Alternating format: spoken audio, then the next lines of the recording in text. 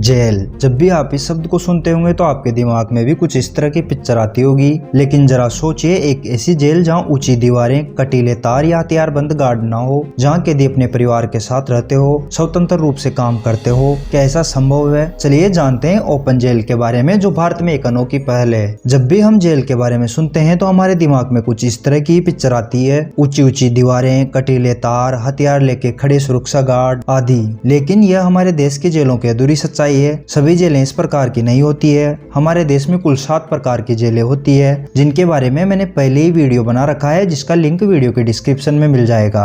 आज के इस वीडियो में हम ओपन प्रिजन यानी खुली जेल के बारे में जानेंगे। खुली जेल ऐसी जेल होती है जहाँ पर ऊंची दीवारें नहीं होती है, सुरक्षा बिल्कुल कम होती है। यहाँ पर कैदी अपने परिवार के साथ रह सकते हैं, अपने लिए अलग से कमरा बनवा सकते हैं, अपनी जरूरत का कोई भी सामान रख सकते हैं, दिन में कहीं भी बाहर जाकर काम कर सकते हैं, लेकिन शाम को वापस यहीं पर आकर सोना होता है। हमारे देश में ओपन जेलों की शुरुआत 1955 में राजस्थान के सांगानेर में हुई थी। ओपन जेल मॉडल की सफलता के बाद इसे अन्य राज्यों में भी अपनाया गया और आज भारत में एनसीआरबी की 2022 की रिपोर्ट के अनुसार कुल 91 जेलें हैं। राजस्थान में सबसे अधिक 29 ओपन जेलें हैं। ओपन जेलों को स्थापित करने का उद्देश्य पारंपरिक जेलों की कठोर और दंडात्मक प्रणाली के बजाय कैदियों के लिए पुनर्वास और सुधार का एक अनोखा वातावरण प्रदान करना था। यह देखा गया कि पारंपरिक जेलों में रहने के बाद कई कैदी जब जेलों से छूटते हैं तो वो वापस अपराध की दुनिया में चले जाते हैं। ओपन जेलों ने उन्हें एक नई दिशा देने का प्रयास किया। कैदियों को समाज में वापस लाने और अपराध को दोबारा न करने के लिए उनकी मानसिकता में बदलाव लाने पर ध्यान दिया गया। कैदियों को समाज और उनके परिवार से अलग करने के बजाय उनके साथ रहकर सामाजिक और नैतिक जिम्मेदारियों को बढ़ावा देने का लक्ष्य रखा गया। कैदियों को स्वतंत्र रूप से काम करने और आय अर्जित करने की अनुमति दी गई, जिससे वो आत्मनिर्भर बन सके और अपने परिवार का भरण पोषण कर सके।